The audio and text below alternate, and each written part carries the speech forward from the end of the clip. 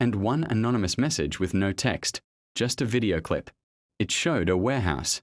Inside, rows of oxygen tanks, 4 drips, and 12 hospital beds with patients hooked up. Every patient wore white garments. Every patient was unconscious.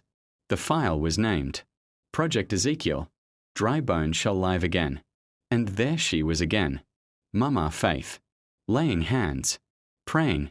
But in the background, someone else stood watching. A man in a lab coat. Not a pastor, not a church worker, but a licensed neurosurgeon formerly employed by a global biotech firm, now under investigation for illegal stem cell trials in East Africa. The room started to spin. Was this just spiritual manipulation? Or had Mama Faith crossed into human experimentation, under the guise of resurrection? And how many had already died in silence? The warehouse was in an abandoned industrial zone near Apapa. Coordinates sent from an untraceable email. No subject line.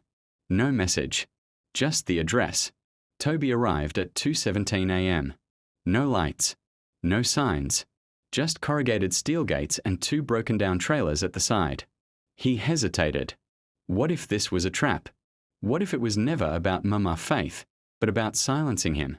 But then he thought about Elder Emmanuel, about the missing footage, about the photo that showed a supposedly dead man smiling after his burial. He pressed forward. The lock was new, industrial grade, but the side fence had a slit someone wanted this place found. He slipped through, cutting his arm on the jagged metal. Inside, the smell of disinfectant hit him first, then the hum of machines. The interior was not what he expected. It wasn't a run-down hideout. It was clean, clinical. Rows of steel beds, 4 drips, life support machines. But it wasn't a hospital either. There were no nurses, no labels, no patient files. Each bed had a man or woman hooked to machines, alive, but not conscious. One woman's eyelids fluttered as he passed.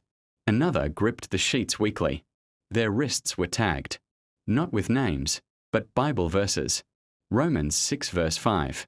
John 11 verse 25. Ezekiel 37 verse 5. Dry bones. Resurrection. New life. At the far end of the room was a glass office. Behind it, stacks of files. And on the wall, photos. Every single person in the beds had once been publicly declared, departed to glory by the church. Some had had funerals. Some had coffins.